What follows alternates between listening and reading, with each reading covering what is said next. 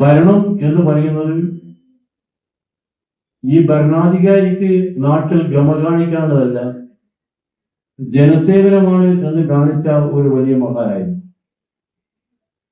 അതിന്റെ പ്രധാന കാരണം എനിക്ക് തോന്നുന്നത് അദ്ദേഹം പൂർണ്ണമായി ഒരു മതവിശ്വാസിയായിരുന്നു, ദൈവവിശ്വാസിയായിരുന്നു.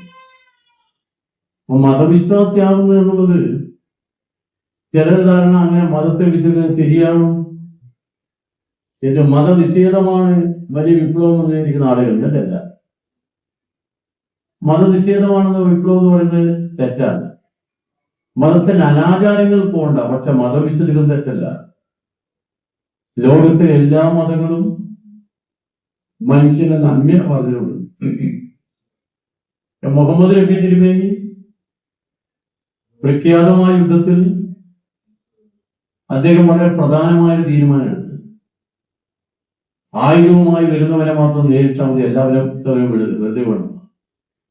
അത് ലോകത്തിലെ ഒരു യുദ്ധത്തിലുള്ള ഒരു പ്രധാനപ്പെട്ട നിയമമായി തീരുമാനിച്ചു. അല്ലാതെ ഇവിടെ നമുക്ക് ഓർമ്മയുണ്ടല്ലോ മഹാഭാരത യുദ്ധം. അതാണ് ഇവിടുത്തെ നമ്മുടെ ഓർമ്മയിലുള്ള യുദ്ധം, മഹാഭാരത യുദ്ധം. മഹാഭാരത യുദ്ധത്തിൽ ആയുധം നഷ്ടപ്പെട്ട അഭിമന്യുവെ വളഞ്ഞിട്ട് അടിച്ചു കൊന്നു യുദ്ധത്തിൽ. ഗാന്ധാരി അവസാനം ചോദിക്കുന്ന കാര്യം അതാണ്, യുദ്ധ നിയമം അനുസരിച്ചാണോ അവർ ചെയ്തിരിക്കുന്നത്? അപ്പൊ നബി തിരുമേനി പറഞ്ഞു, യുദ്ധത്തിൽ ഒരു നിയമമുണ്ട്, യുദ്ധത്തിൽ പങ്കെടുക്കാത്ത ആളുകളെ ആരെയും ഒന്നും ചെയ്യാൻ പാടില്ല, ഒഴിവാക്കണം. എന്നെനിക്ക് രണ്ടാം ലോക യുദ്ധത്തിൽ ഹിറ്റ്ലർ ലോകത്തെ മുഴുവൻ ഞെട്ടിച്ചുകൊണ്ട് അമേരിക്ക കൊണ്ടുപോയി ബോംബിട്ടില്ലേ ജപ്പാനിൽ, നാഗാസാക്കിയിലെ ഹിരോഷിമയിൽ. എത്ര മനുഷ്യരാ വന്ന് മരിച്ചത്? എന്നിട്ട് ഇപ്പൊ തന്നെ നിങ്ങൾക്കറിയാലോ, ഇപ്പൊ അമേരിക്കൻ സാമ്രാജ്യത്തിന്റെ സഹായത്തോടുകൂടി ഇറാഖ് നടത്തിക്കൊണ്ടിരിക്കുന്ന യുദ്ധം, ആ യുദ്ധം നമ്മൾ ലോകം മുഴുവൻ ഇപ്പൊ കാണുകയല്ലേ. ഓരോ മനുഷ്യന്റെയും ജീവൻ സംരക്ഷിക്കാനുള്ള എല്ലാ ഉത്തരവാദിത്വവും ഭരിക്കുന്ന ഭരണാധികാരികൾ ആരായാലും, അത് എയോ ബിയോ ഒന്നും ആവട്ടെ, ഭരണാധികാരികളാണ്.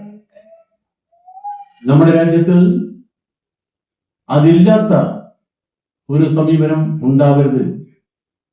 മതം മനുഷ്യനെ മയക്കുന്ന കറുപ്പാണെന്ന് പറഞ്ഞിട്ട് നമ്മളെ ആചാര്യം. അപ്പൊ നമ്മളെ കുറിച്ച് എല്ലാവരും പറയും കമ്മ്യൂണിസ്റ്റുകാർ മതം മനുഷ്യനെ മയക്കുന്ന കറുപ്പാന്ന് പറഞ്ഞു. അതിനെ കൂടെ പറഞ്ഞൊരു കാര്യമുണ്ട്. എന്നാൽ കഷ്ടപ്പെടുന്നവൻ, കണ്ണീരൊഴുക്കുന്നവൻ, പട്ടിണി നടക്കുന്നവൻ, അവന്റെ മനസ്സിലെ ദുഃഖഭാരം ഇറക്കി വെക്കാൻ അത്താണിയാണ് മതം. എല്ലാവർക്കും മതവിദ്വേഷമാണോ? അല്ല.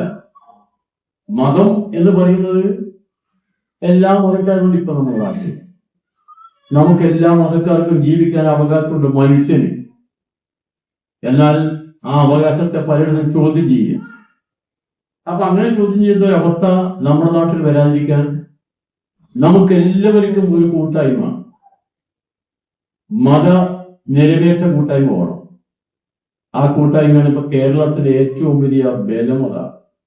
ഹിന്ദുവും മുസൽമാനും ക്രിസ്ത്യാനിയും എല്ലാം ഒരുമിച്ചൊരു കുടുംബം പോലെ ജീവിക്കില്ല നമ്മുടെ നാട്ടിൽ.